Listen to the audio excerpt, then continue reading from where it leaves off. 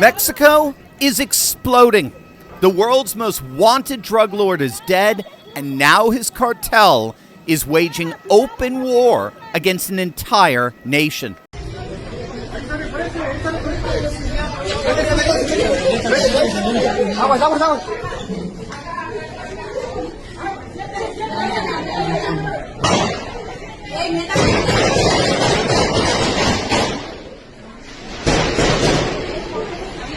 Airports stormed, military bases bombed, tourists fleeing for their lives. Over 250 roadblocks across 20 Mexican states. And it all happened because of a U.S.-backed military strike that just decapitated the most violent cartel on the planet.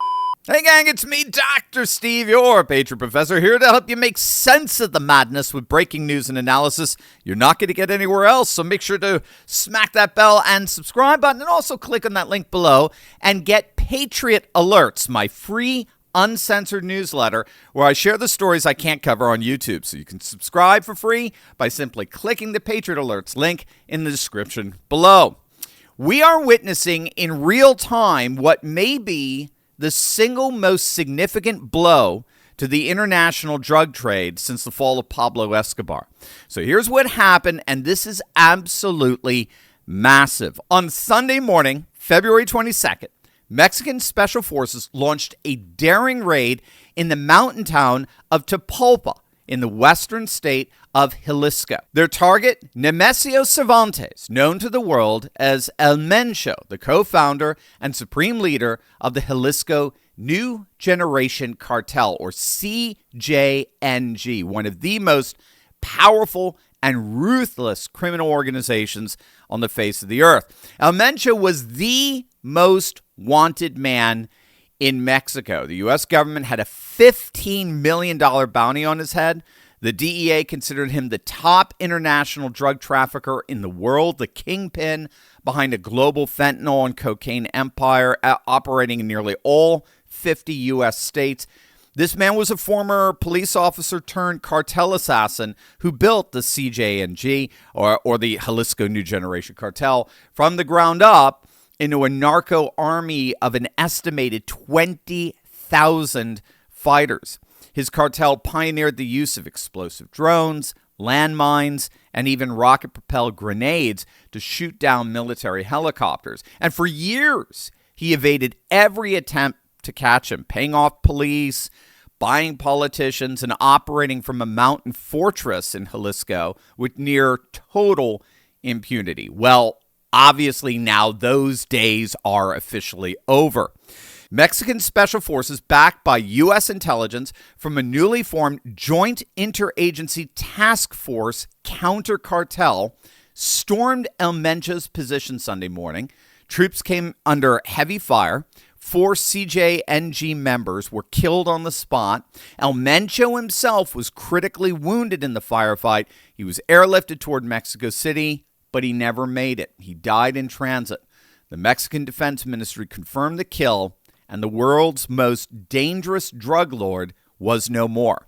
The White House has confirmed that the United States provided the intelligence that made this operation possible. In fact, President Trump posted on Truth Social, "We're winning too much. It's just not fair." Remember, it was the Trump administration designated CJNG as a foreign terrorist organization back in February of 2025. It was Trump who declared fentanyl a weapon of mass destruction. It was Trump who told Fox News back in January that we're going to start now hitting land with regard to the cartels, meaning they were going to strike inside Mexico. And now Maduro has been captured, and the most wanted narco-terrorist in the Western Hemisphere is dead. But here's where the story takes a terrifying turn. These are not scenes of Mexico's special forces. These are some of the 20,000 fighters that make up the CJNG narco army. And they've unleashed absolute chaos across Mexico since El Mencho's death. We're talking over 250 cartel roadblocks across 20 Mexican states, cars, buses, trucks hijacked, set ablaze. Puerto Vallarta, a beloved vacation destination for millions of Americans, was engulfed in smoke as CJNG operatives torched vehicles near cruise ship ports, hotels, and even in the parking lot of a Costco. Eyewitnesses described taxi drivers being targeted by the cartel. One cab was shot up, the driver murdered, and the vehicle set on fire with passengers' luggage, clothes, and passports inside. Actually, in Guadalajara, Mexico's second largest city and Jalisco's capital, the scene was even more dire. The city became a ghost town. Gunmen stormed the Guadalajara International Airport. Footage showed passengers sprinting through terminals as gunfire erupted near the entrances. Pilots reported CJNG fighters on the tarmac. Flights were canceled across the board. Southwest, Alaska, Delta, Air Canada, United, all grounded. And it didn't stop there. The cartels began bombing military sites. In Guanajuato alone, authorities recorded more than 70 attacks across 23 municipalities. Armed gunmen set structures on fire, they blocked highways, and opened fire on civilians, police, and military personnel alike. Authorities in Jalisco and Guanajuato reported at least 14 dead, including 7 National Guard troops. The U.S. State Department issued shelter-in-place orders for Americans in Mexico. Schools were shut down. Even the nation of Guatemala reinforced security on their border with Mexico. One eyewitness described seeing execution-style murders on his way to the Puerto Vallarta airport. I mean, you have to let this sink in. This is not Syria. This is not Libya. This is Mexico, right on our southern border. And as we're about to see, that is precisely why Trump and the Mexican government are indeed together, stepping up like never before. Now, did you know that Alzheimer's isn't waiting for old age anymore? It's spreading, it's accelerating, and it's showing up decades earlier. Early onset dementia and Alzheimer's are on the rise. Reports show a 373% increase in diagnoses among 30 to 44-year-olds and a 311% increase in 45 to 54-year-olds in the United States in recent years. But when doctors attempt to treat these brain diseases, they often focus on medicating the brain itself, addressing symptoms like Band-Aid rather than solving the root cause. Alzheimer's disease is driven by chronic inflammation and oxidative stress, which damages brain cells and triggers the buildup of toxic proteins. Now, these same destructive processes fuel neurodegeneration, cognitive decline, and even increase cancer risk, yet they're rarely the primary target of treatment. The root cause of many brain disorders is found in the gut microbiome. Groundbreaking research now links gut bacteria directly to Alzheimer's disease and shows that what we consume plays a defining role in not just cognitive but overall health as well. Numerous studies suggest that the number one thing you can do to combat these chronic diseases is to consume kimchi. There's so many bioactive compounds in kimchi that have been found to improve cognitive and memory function by targeting amyloid beta. That's the main sign of Alzheimer's disease that forms those sticky plaques in the brain. Notably, these same protective mechanisms are linked to reduce cancer risk with kimchi's ability to suppress carcinogen activating enzymes. So that's why Brightcore created Kimchi One. It delivers all the benefits of real kimchi in convenient capsules. No taste, no smell, and no GMO. 100% made right here in the United States. Today, you can get an exclusive offer by clicking the link below for 25% off your entire order, or for the best deal available, call my friends at Brightcore for up to 50% off plus free shipping. You'll love them. Call them now at 888-597-0233. That's 888-597-0233. Call them right now.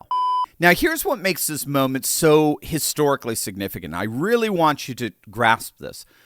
Under cooperation between the Trump administration and Mexican President Claudia Sheinbaum, Mexico has extradited 92 high-level cartel leaders and gang members to the United States to face justice. Make no mistake, that would never, ever have happened unless we had legally and officially designated these cartels international terrorists. It would never have happened under Obama. It would certainly never have happened under Sleepy Joe, not even under Bush, never, not until now.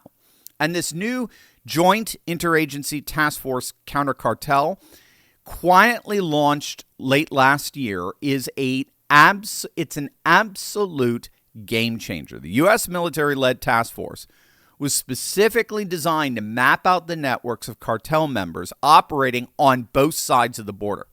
According to Reuters, it involves multiple U.S. government agencies, and it played a direct role in providing the intelligence dossier that led to Sunday's raid. Reports even indicate that U.S. Navy SEAL instructors arrived in Mexico on February 15th as part of a classified program targeting top-level cartel figures. Now, President Sheinbaum has historically criticized this kingpin strategy, it's called, the idea of taking out cartel leaders. And she argued that it leads to fragmentation and more violence. And frankly, she obviously has a point. We saw exactly that kind of retaliatory chaos unfold across Mexico yesterday on Sunday. But, and this is the key, the sheer scale of cooperation we're seeing between the United States and Mexico right now is unprecedented. And that's really the story here. What we witnessed this weekend isn't just the death of one drug lord.